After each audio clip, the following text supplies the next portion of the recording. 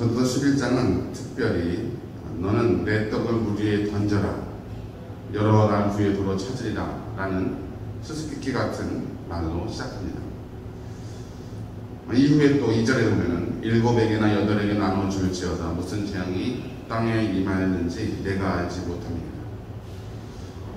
주석가들은 이 구절을 두고서 해석의 방향을 두 가지 정도로 나누고 있는데, 하나는 이것을 경제적인 활동의 원리라고 주장하는 사람들이 있습니다. 그것은 우리가 어떤 것을 투자할 때에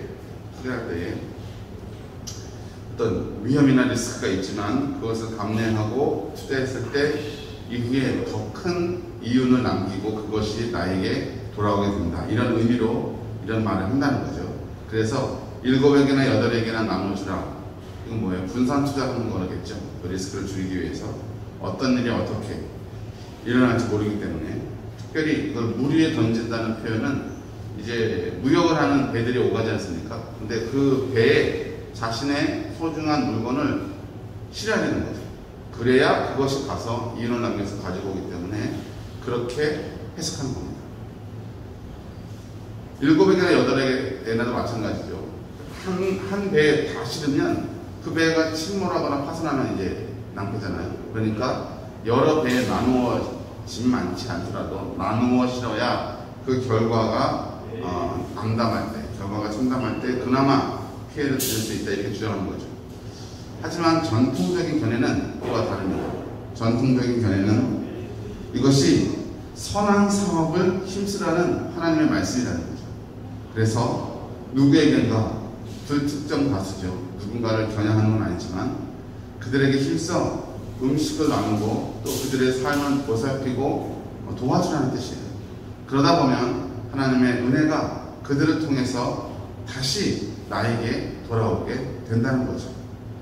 차별하지 말고 7에게나 8에게나, 이 수는 완전한 수를 얘기하는 거예요. 딱 7명, 8명만 하라, 그게 아니라 많은 사람에게 하라, 될 수 있는 한 모두에게 하라, 이런 의미가 들어있다는 거죠.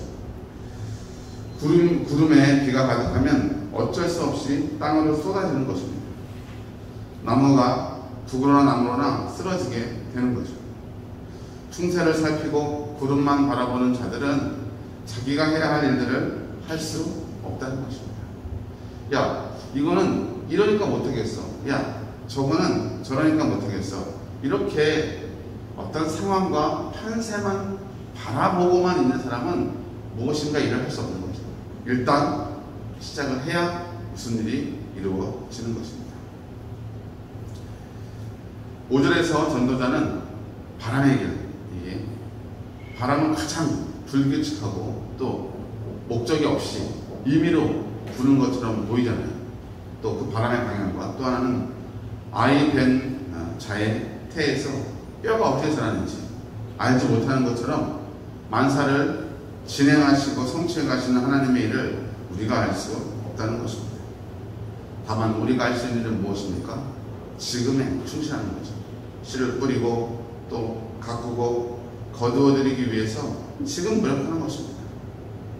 이것도 노력하고 저것도 노력하고 어떤 게 이루어질지 모르기 때문에 그것이 바로 열심히 사는 삶의 자세죠. 7절 8절 마지막으로 한번 보겠습니다. 빛은 실로 아름다운 것이라 눈으로 해를 보는 것이 즐거운 일이로다. 사람이 여러 해를 살면 항상 즐거워할지로다. 그러나 캄캄한 날들이 많으리니 그 날들을 생각할지로다. 다가올 일은 다 헛되도다. 살아있는 것이 아름답다고 얘기하고 있는 것입니다. 빛은 실로 아름답다. 내가 생명이 있어 아침에 눈을 떠 해를 바라보고 그 빛을 맞을 수 있는 것이 하나님의 은혜이며 축복이라는 것이죠. 우리에게 허락된 수명이 있다면 그 수완을 살 때에 기뻐하며 즐겁게 살라 말씀하십니다. 장래일, 앞으로 될 일들, 우리가 계획하고 준비해야 되죠. 하지만 장래일은 어찌 될지 모르는 것입니다. 우리가 아직 알지 못하는 그 장래의 일들에만 매달려 있는 것은 지혜로운 삶의 자세는 아니라는 거죠. 지금 할 수 있는 일을 찾아서 최선을 다해야 한다는 것입니다.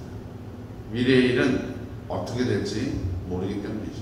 그래서 다가올 일은 다 헛되다라고 전도전은 말씀하고 있는 것입니다. 오늘도 하나님께서 우리에게 또 하루를 허락해 주셨습니다. 이 하루를 하나님의 은혜 가운데 기쁨으로 살아가는 복된 성도님들 되시길 주의 이름으로 축복합니다. 기도하겠습니다.